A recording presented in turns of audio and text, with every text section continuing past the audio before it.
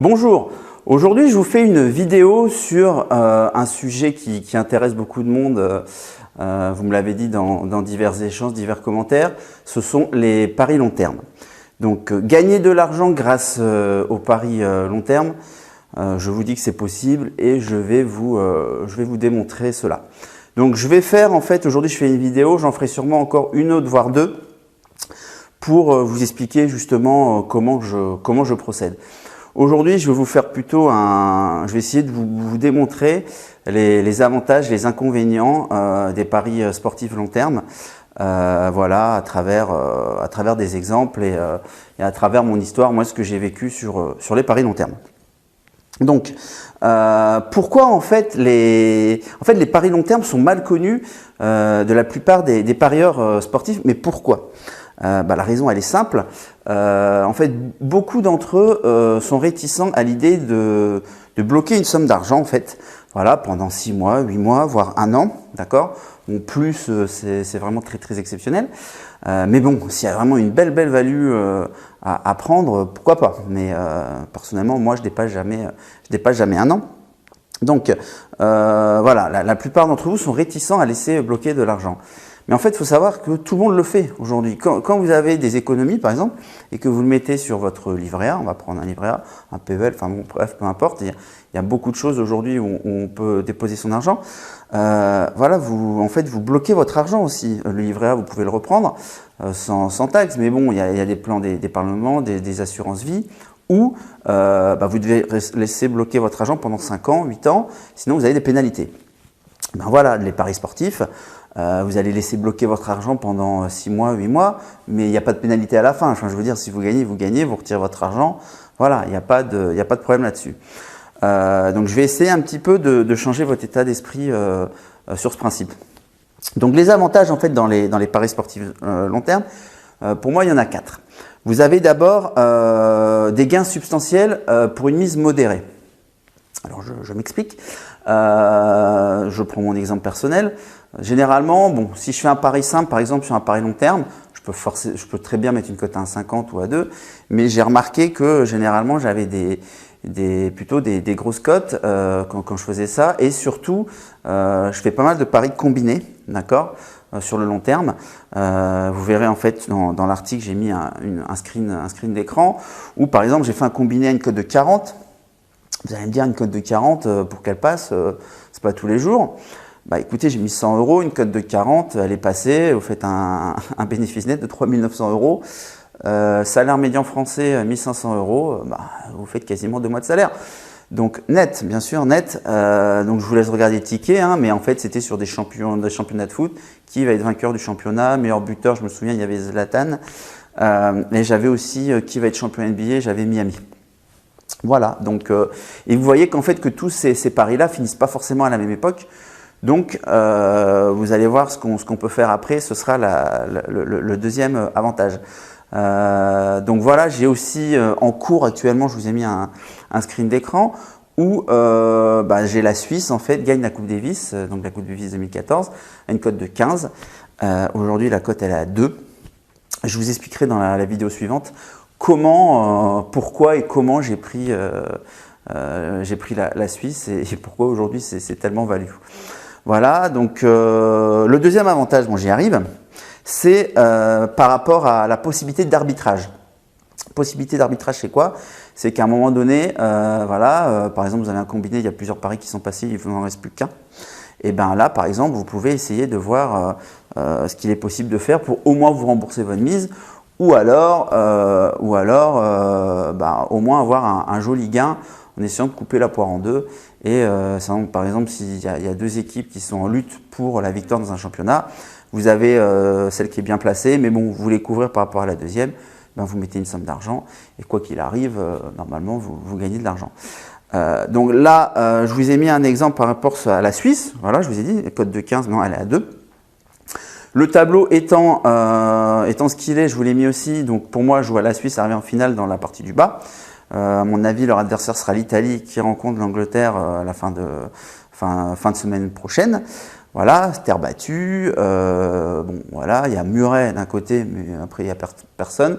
De l'autre côté, il y a Fognini, Seppi, deux spécialistes de terre battue.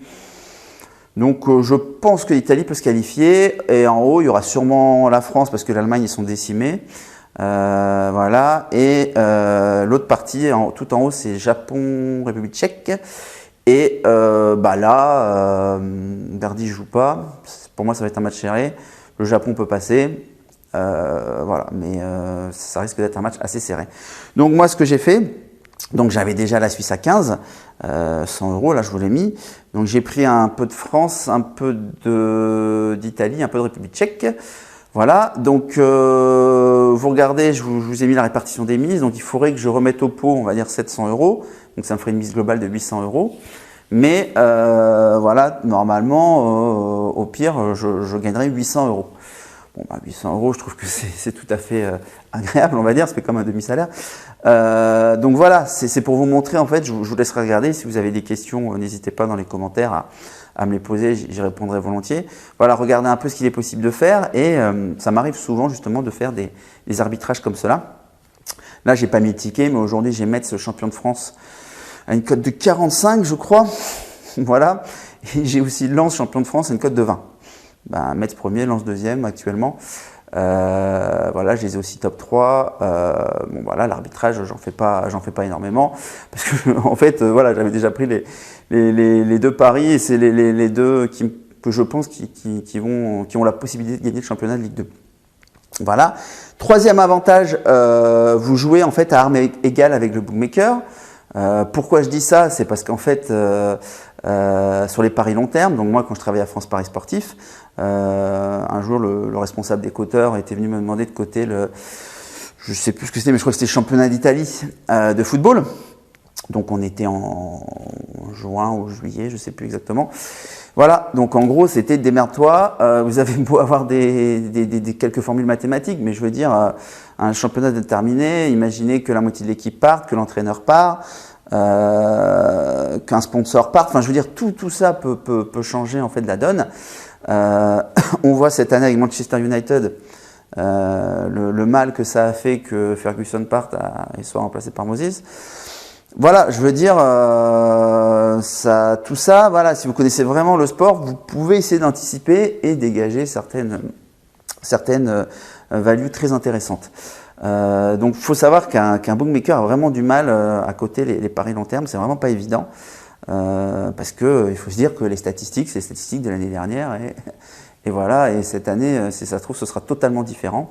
Et c'est pour ça aussi, bon, j'en reviendrai dans une prochaine vidéo, que les débuts de championnat, de tous les sports confondus, les bookmakers ont aussi du mal à coter parce que ils se basent sur les statistiques de l'année d'avant et forcément, comme je viens de vous expliquer, c'est pas toujours les mêmes équipes qui jouent avec les mêmes joueurs, donc ils peuvent avoir des lacunes là-dessus. Mais ça, j'y reviendrai dans une prochaine vidéo.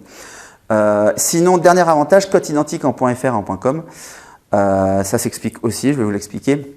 Normalement, en France, vous avez à peu près 10% de taxes par rapport au .com, avec à l'intérieur 1 ou 2% qui sont reversés aux différentes fédérations. D'accord ? Ça, c'est les fédérations qui déterminent le pourcentage, en fait. Et à ce moment-là, moi, je sais que j'avais comme consigne sur les paris long terme voilà, que à la limite, ces 10%, là, je les réduise à 1 ou 2%, voire même à 0. Et donc, c'était très souvent le cas, pardon, d'avoir les mêmes cotes en .fr, en .com sur des paris long terme. Ce qui, pour nous, Français, jouant sur l'argel, voilà, qui est vraiment très, très intéressant. À l'inverse de tous les cotes que vous pouvez avoir sur les paris à court terme, c'est-à-dire les matchs de championnat et dans les divers sports. Donc voilà, ça c'est aussi très, très, très intéressant. Alors l'inconvénient majeur, moi j'en vois qu'un, c'est ce que je vous ai dit tout à l'heure, bloquer votre argent en fait pendant 8 mois, 12 mois, enfin c'est vous qui voyez suivant les paris. Mais comme je vous ai expliqué, on le fait déjà et ça profite à qui aujourd'hui? Ça profite aux banques, hein, voilà, parce que vous bloquez votre argent sur votre compte, on vous donne un 25, mais eux ils le placent, je veux dire, à beaucoup plus, à 3, 4, j'en sais rien. Voilà, donc vous faites, ça profite aux banques et vous faites leur jeu. Donc faut pas être frileux, faut prendre un peu de risque aussi dans la vie, voilà, pour gagner un peu plus d'argent. Hein. C'est tous les grandes personnalités qui ont réussi aujourd'hui. À un moment donné, ça il faut prendre un petit risque. Je vous dis pas de vider vos livrets, c'est pas ça que je suis en train de dire, mais prendre un petit pourcentage de votre capital pour les paris sportifs et les mettre dans les paris long terme. Voilà en fait un petit peu ce que je peux vous dire sur ça. J'espère vous avoir convaincu. Je vais vous expliquer dans la prochaine vidéo un petit peu comment moi je procède. Vous allez voir, il n'y a rien de bien compliqué. Il ne faut pas avoir bac+12, c'est une méthodologie, c'est réagir au bon moment, voilà, par rapport à certaines choses. Moi, je me considère comme un chasseur de cotes, voilà, un généraliste spécialiste aussi des paris sportifs. Alors, c'est un petit peu de termes qui ne vont pas ensemble, mais généraliste parce que je connais pas mal de choses dans pas mal de sports, et spécialiste parce qu'il y a des sports que je privilégie comme le rugby, et puis voilà, j'aime bien aussi le ski alpin, des sports de niche comme ça, basket féminin. Donc voilà. À vous maintenant de me laisser vos commentaires et de me dire un petit peu si vous êtes d'accord avec moi. Vous n'êtes pas forcément obligé d'être d'accord. Voilà, n'oubliez pas d'échanger aussi avec la communauté des parieurs sportifs. Et puis voilà, je vous donne rendez-vous la semaine prochaine pour une vidéo où je vais vous expliquer un petit peu la méthodologie pour gagner au pari long terme. Sur ce, je vous souhaite une bonne journée et je vous dis à très bientôt. Au revoir.